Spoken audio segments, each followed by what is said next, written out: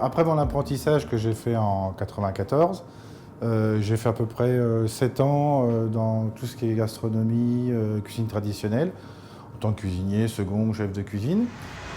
C'est bon, Superman, c'est Anne Morisseau. Pour avoir une vie de famille, j'ai voulu me diriger vers la restauration plus collectivité. Donc j'ai commencé avec la restauration d'entreprise pendant à peu près 2 ans. J'ai eu la possibilité d'avoir un poste à la maison de retraite de Barfleur en 2002. Donc j'y suis resté pendant 10 ans.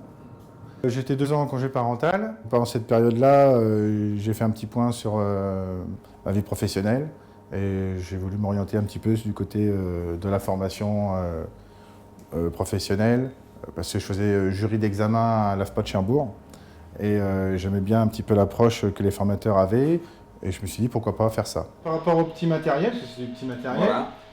On va dire que c'est pas mal. Tu as quand même une étagère en plastique, c'est facile à nettoyer, c'est assez propre. Le seul petit truc, c'est qu'il faudrait retourner le matériel à l'envers. Voilà. Okay. J'ai fait une demande auprès de la NFH de renseignements pour savoir comment on pouvait faire une formation. J'ai entendu par quelques collègues, ah bah oui, on peut te la financer. Donc je suis allé à Hérouville-Saint-Clair. Ils m'ont renseigné, ça m'a plu, donc j'ai appris qu'il y avait la formation à l'AFPA de Caen. Donc j'ai intégré en 2011 la formation de formateur à l'AFPA de Caen. Pour 100 litres d'eau, tu mets une cuillère à soupe de javel. De chlore.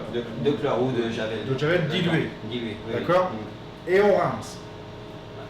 C'est le seul moyen pour tuer les microbes. Est-ce que le vinaigre, ça tue les microbes? Non. On est toujours salarié de la société, enfin de la fonction publique. Et en fait, pendant la période de la formation, donc moi en l'occurrence c'était 9 mois, j'ai pu faire ma formation théorie et pratique, avec des stages. Hein. En même temps, j'étais rémunéré à 80% à peu près de mon salaire.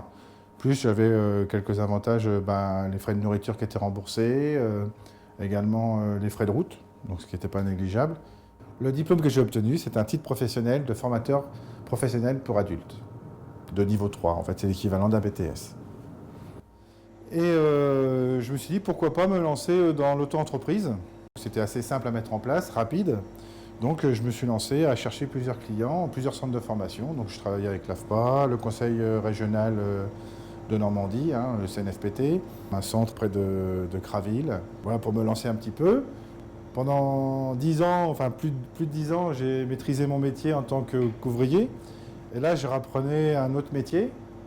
Donc du coup, fallait que je refasse mes armes. Et en l'occurrence, maintenant, donc depuis 2014, je suis centre de formation et je réalise des formations quotidiennement dans les métiers de bouche. Boucherie, boulangerie, pâtisserie, restaurateur, tout ce qui est hygiène alimentaire, également des cours de cuisine chez les particuliers, pour les collectivités, des formations spécifiques du style décoration de plats, des choses comme ça. C'est vraiment sur site, quoi. Moi, je fais quasiment que de sur site. Ça permet d'avoir une formation à la carte. Là, je suis auto-entrepreneur, mais je vais passer en société à partir de l'année prochaine, donc en 2015, et je vais pouvoir embaucher. Donc, je te laisse le petit fascicule.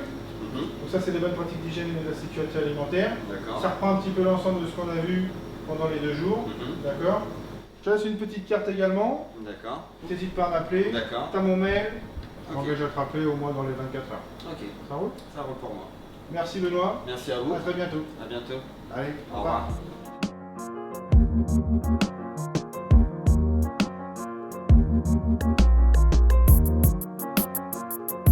Au revoir.